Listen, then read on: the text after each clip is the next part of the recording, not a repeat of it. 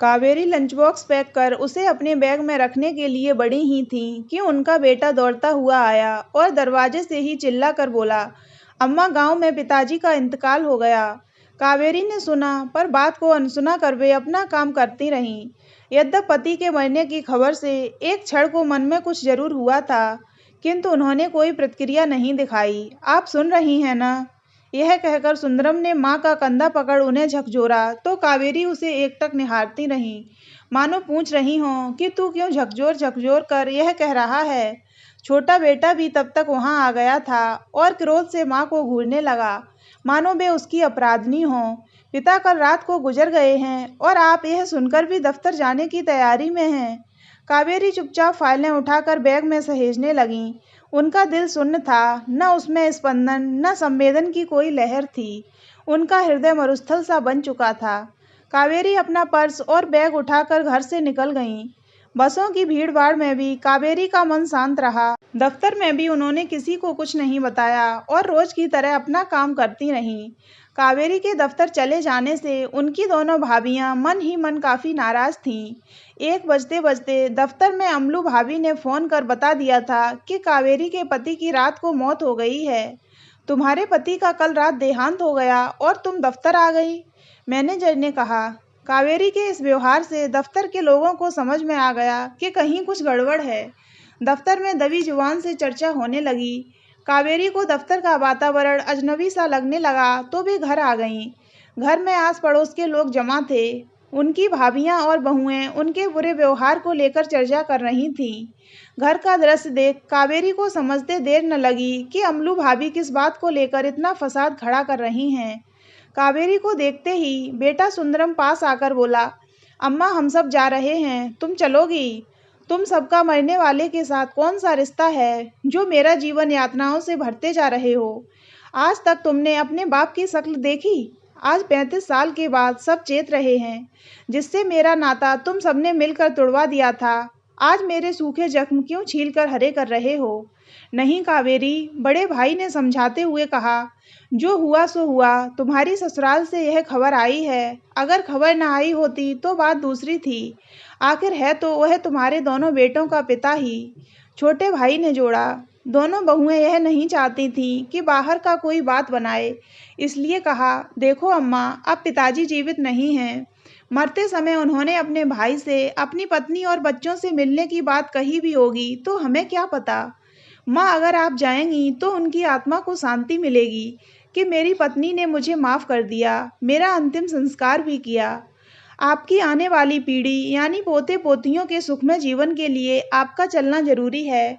आप सब जाइए और दुनियादारी निभाइए, कावेरी ने कहा।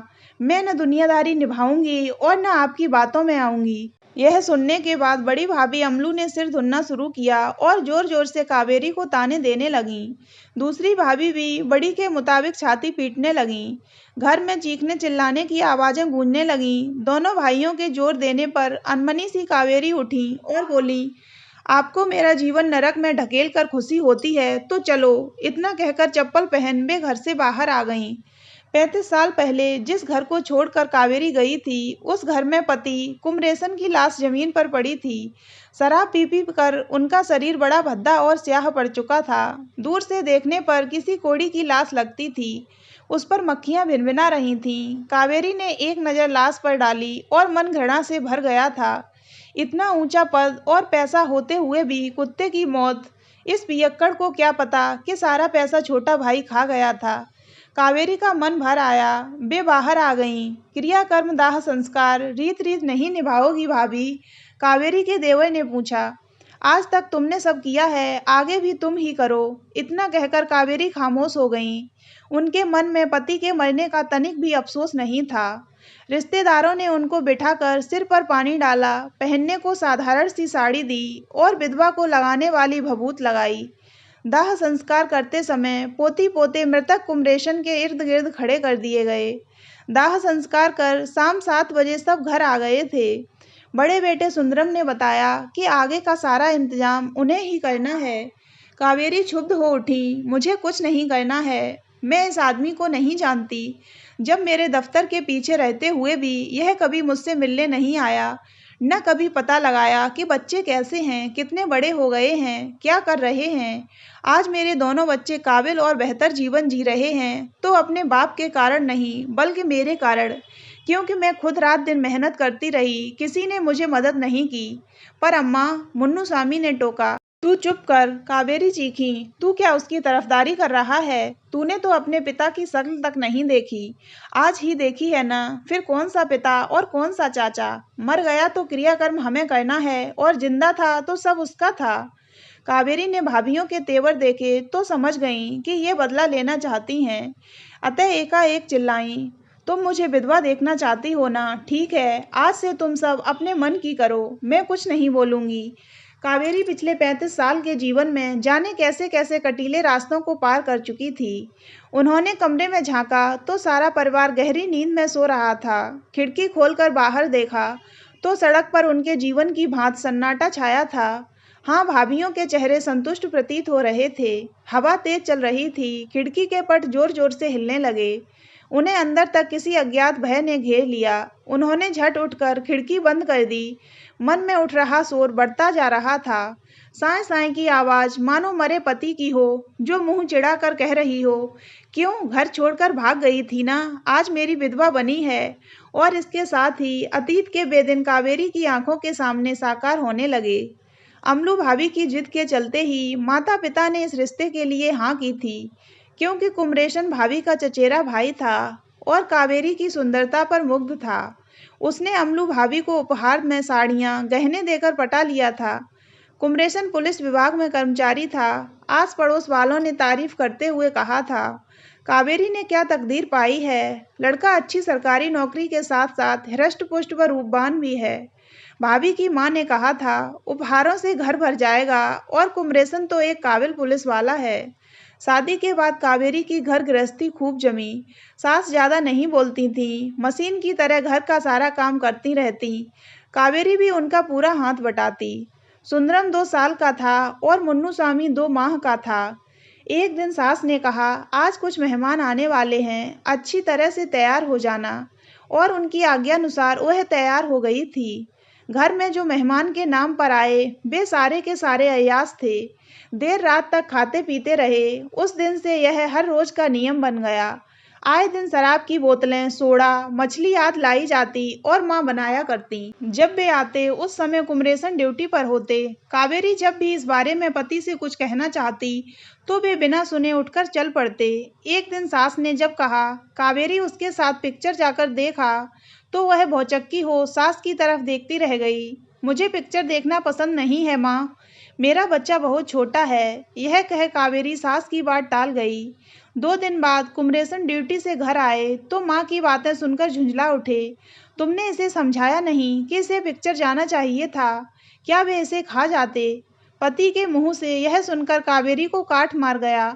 उस रात इसी बात को लेकर पति पत्नी दोनों में खूब बहस छिड़ी। बात मारपीट पर उतर आई थी। कावेरी समझ नहीं पा रही थी कि पुलिस विभाग में काम करने वाला उसका पति उसे गलत काम करने को क्यों कह रहा है। पत्नी को दासी समझने वाला कुमरेशन आदेशात्मक स्वर में बात करता रहा। 2 बच्चों की माँ बन चुकी हो, परंतु जीवन में पति का फायदा कैसे कराना है यह पता नहीं। फिर बोला, ए सुन, जो माँ कहती हैं वैसा कर। मुझे यह अच्छी नौकरी ही नहीं, अपने परिवार को भी बचा कर रखना है, तो ईमानदारी से काम कीजिए। क्या मुझे पाठ पढ़ाती है, पुलिस वाले को? कावेरी पति की ओर देखती रह गई। ऐसे क्या देख रही है? कहते कहते उसका सिर दीवार पर दे मारा। बहुत चोट लगी थी, सिर से खून बहने लगा था। उस दिन से दोनों के बीच तनाव बढ़ने लगा और दूरियां भी। हर रोज जलसे मनाए जाते। दोपहर तक मछली, चिकन, अंडे, सोडा, शराब की बोतलें आ जाती। देवर इन्हें लाकर कमरे में रख देता। धीरे धीरे कावेरी की सहन शक्ति का ह्रास होने लगा। मेहमानों की सेवा में लगी कावेरी। जब भी बच्चा रोता तो वह उन्हें छोड़कर बच्चे को उठा लेती, दूध पिलाती। एक दिन कमरे से बाहर आने में देर होती देख पति खूब झल्लाए और मुन्नुस्वामी और सुंदरम को उठाकर घर के बाहर पटक दिया। कावेरी तब पहली बार बिफरी थी। आप बच्चों को इस तरह क्यों पटक रहे हैं? घड़ी देखी है, 11:15 बज रहे हैं। मैं अब कमरे से बाहर नहीं आऊंगी। और दोनों बच्चों को ले वह अंदर आ गई थी। कमरा बंद कर लिया। उस दिन जीवन में जो तूफान आया तो उसने जीवन की धारा ही बदल दी। बंद कमरे में कावेरी यही सोचती रही कि अगर वह मायके भी जाए तो वहां जाकर क्या कहेगी। अंत में कावेरी ने फैसला किया कि अगर घर में पैसे चाहिए तो वह कमा कर लाएगी, ट्यूशनों से कमाएगी, किंतु अपने चरित्र में दाग नहीं लगने देगी। मुन्नू स्वामी के 2 साल पूरे होते ही उसने नौकरी ढूंढनी शुरू कर दी। नौकरी पब्लिक लाइब्रेरी में मिल गई थी, वह भी पूरे 1500 रुपए की। इसे सुनकर सास सबसे ज्यादा खुश हुई थी। पहली बार उनके चेहरे पर सच्ची मुस्कान थी। तब यह नौकरी और तनख्वाह बहुत बड़ी मानी जाती थी। एक दिन कावेरी पुस्तकालय से बाहर निकली तो लाइब्रेरी के एक कर्मचारी को उसने समझाया कि चाबी कहाँ जमा करनी है। पति ने यह देखा तो वे आग बबूला हो उठे। कावेरी, किसी पराये मर्द से बातें करते तुझे शर्म नहीं आती? उसने तब पति को बहुत समझाया कि वह कर्मचारी है और लाइब्रेरियन होने के नाते उसे समझाना होता है। उस दिन कुमरेशन ने उसे खूब पीटा और खिन्न होकर वह दोनों बच्चों को लेकर मायके आ गई। पिता को जब पता चला तो उन्होंने अपना सिर पीट लिया। दोनों भाइयों ने उसे ससुराल नहीं जाने दिया। यद्यप कावेरी ने भाइयों को समझाया था कि जाकर उससे आराम से बात करें जिससे कोई हल निकल सके, किंतु किसी ने कुछ नहीं सुना और रिश्ता तोड़ दिया गया। कावेरी की सास मरने से 1 साल पहले चोरी से उससे मिलने आई थीं। उसके जेवर लौटाते हुए उन्होंने कहा था, तेरी हिम्मत की दाद देती हूँ। औरतों को हमेशा भोगने की चीज ही समझा जाता रहा है। हमारी बिरादरी की औरतों ने ऐसा ही जीवन जिया है। उनकी दुनिया को बड़ी चतुराई से घर की 4 दीवारी में सीमित रखने की साजिश पुरुषों द्वारा आज भी रची जा रही है और आज भी वे शोषण की शिकार हैं। वे थोड़ी देर को रुकीं, फिर कहने लगीं, अनुशासन, हया, तमीज सब औरतों के ही आभूषण हैं। पुरुष कितना भी अनैतिक और अशोभनीय आचरण करें, उसके चरित्र पर कभी कलंक नहीं लगाया जाता, जैसे कि वह सामाजिक अनुशासन के परे हैं। समाज के सभी स्तरों पर औरतों के ऊपर अकथनीय उत्पीड़न होता है। फिर उन्होंने बातों का रुख बदला। तूने अपने बेटे बहुओं को अच्छे कामों में लगा रखा है। आज की महंगाई के चलते सब काम अच्छी तरह निपटा दिया। मैं तुम्हें आज प्रणाम करती हूँ। ये अपने गहने ले। नहीं अम्मा, कावेरी बोली, आपने मेरी हर बात को समझा और मुझसे मिलने आई। यही मेरे लिए काफ़ी है। ये गहने आप ही रखिए, कभी आड़े वक्त आपके काम आएंगे। फिर थोड़ा रुककर आगे बोली, क्या एक सवाल आपसे कर सकती हूँ? हाँ, उन्हें शायद अंदेशा हो गया था। माँ होकर भी आपने घर में ऐसा वातावरण क्यों बनने दिया था? वे बहुत देर तक गंभीर बनी रहीं, फिर बोली, मैं तो शुरू से ही इस सब के खिलाफ थी, लेकिन मेरी चली नहीं बेटा। मैंने मन पर एक बड़ा पत्थर रखकर जीवन से समझौता कर लिया था, किंतु तूने बहादुरी से काम लिया क्योंकि तू पढ़ी लिखी थी। जीवन साहस का नाम है अम्मा।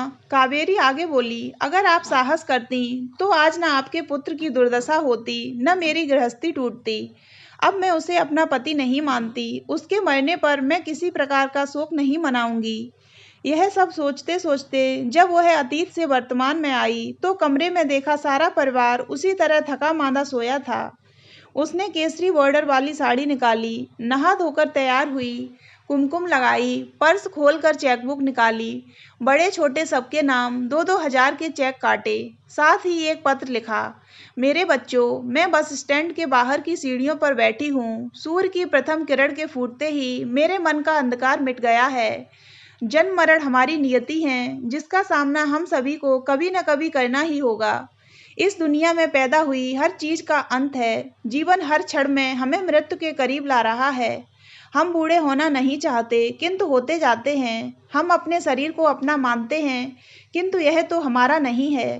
इसलिए सब लोग घूमें फिरें, जो खरीद फरोख्त करनी है करें। किसी को अब और मायूस होकर बैठने की जरूरत नहीं है।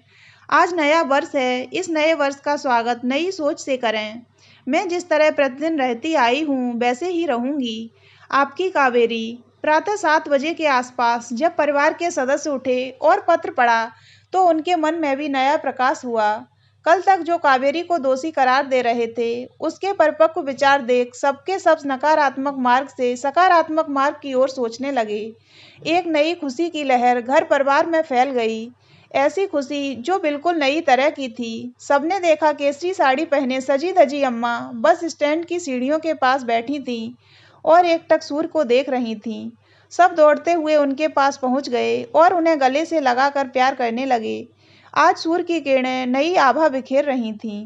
तो दोस्तों, अगर आपको ये कहानी अच्छी लगी हो तो वीडियो को लाइक करें और हमारे चैनल को सब्सक्राइब अवश्य करें।